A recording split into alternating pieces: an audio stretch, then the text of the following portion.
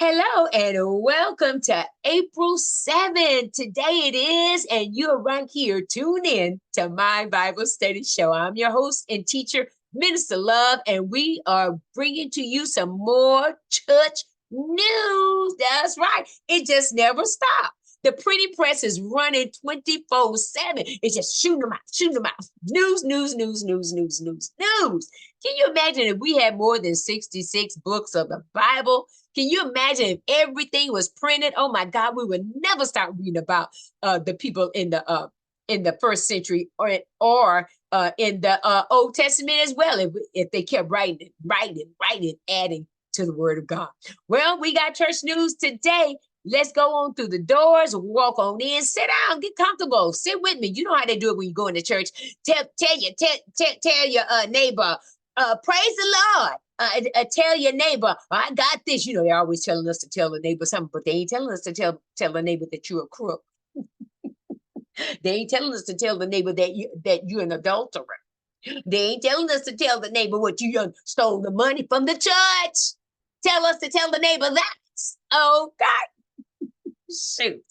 All right, then, everyone, start up today. All right, because this one is something. Let's take a look what we're going to be talking about today. Uh-oh. How do Christian scandals happen? 4 common ingredients. What you say? How do Christian scandals happen? That's a question, isn't it? How do that happen? Christian? God-fearing Christians? How do we get involved? How do we jump over here and we're over there and we got caught up in this and that? How? 4 common ingredients. And we got a reporter out there that done showed us who these ingredients are, what these ingredients are. You want to see? You want to know what they are? Well, let's take a look. Let's see who's reporting on this. And let me just say, now y'all take a look. Now, this guy with the gray hair, that he's passed now. Ravi Zachary, one of the names like that. I can't pronounce the name, one of the names like that. Okay, Zacharias, something like that. Ravi, I put it this way. The first name is Ravi, okay? Ravi Zacharias. I think that's his name. And then you see that other guy over there. He was with Hillsong Church. Remember, he was over there too? Okay, and the guy in the middle, can't think of his name right now. Okay, but anyway, this is showing a picture of these pastors, and they done got caught up in some scandals. And we're going to discover what are the 4 common ingredients. And I'm sure there's more ingredients than that, but we're going to get 4 of them today. Okay, let's take a look. All right, so this is coming from our reporter on the YouTube channel called Soul Fire. Woo-wee. Now, if you want to get some news, just go to somebody with their soul on fire. That's what's wrong with a lot of these folks today. Their souls ain't on fire. They dead, ain't no log in it. There ain't no ember, nothing burning. You just got a soul, empty soul, no fire in it and nothing. Okay, that's why these scandals happen.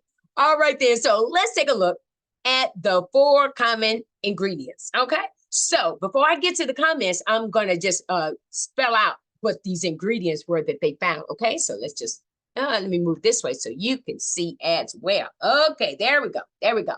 The first one is Christian celebrity status. See, these Christians now, these ministers and pastors and bishops, they now got a stage. I told y'all this in one of my shows before. It ain't a regular pulpit no more. They got a stage. Lights, camera, action, go. Okay? So they got celebrity status now, just like if they was down in Hollywood somewhere, like you're Denzel Washington or what's the name with Taylor Swift or somebody or you know, just any of these big name actors. I just can't name off right now, but y'all know what I'm talking about. You see my point, okay? Status, celebrity. That's what they are now. They have turned themselves into celebrity. They need a jet to go here. I can't get on no commercial plane. I got to be on my jet. Oh, okay. All right, your jet that your members done pay for, and they can't even get on it. Number 2, let me go on. Compromise and hidden sin. Lies and manipulation. Remember what I told y'all earlier about my testimony with the church? And when I went in there, I know I was living with this guy. We was living together. And they said, oh, that's your husband. And they know damn well. Yes, I said it. They knew damn well I wasn't married to that man, but they wanted to see what I had to say. Okay. And I told the truth. No, I ain't married to him. See that? See, if I had said, yeah, we married, now I got to hit and sin. See? Number 3, lies and manipulation. Ooh, them lies and manipulation, man, they got y'all good. They got some of these Christians good. They so smooth. Man, they got that cares. They're very charismatic. That's what they call them. Charismatic. You know, there's a church group out there called Charismatic. Got a magazine called Charismatic. Because they know how to smooth talk you. Talk you right out of your wallet. Talk you right out of your credit card. Talk you right out of an electronic automatic deposit coming to them jokers every month. That's what they do. Travel opportunities. Ain't that what we said about the jet? So now they got travel opportunities. Oh, we got 2, 3 churches. I got to go to New York now. I got to go down to Atlanta. I got to go to San Francisco. I got to go to Tennessee. I got to go to Texas. I got campuses here and campuses there. Opportunities. Because see, you traveling, you going around making your circuit, making your rounds, and everybody know about you. Joel Osteen, T.D. Jakes, Paula White, Tony Evans, celebrity status. And did y'all notice how I said their names? Didn't call out the churches. Ain't call no church name. We just know them by their name because that's their celebrity status. All right, then now that we got that down, let's get into some comments and let's see what some church folks are saying about these 4 common ingredients that happens when scandals come into the church. Take a look. We're going to start in the green section. Let's start off with Vanessa, okay? Thanks for your video. I fell in love with a minister of sorts, an apologist, and I said inappropriate things to him. I didn't see that what I was doing was wrong. Now I feel very guilty for what I did. Not much focus or blame goes to the people who tempt pastors, but they're equally to blame. That's a good one.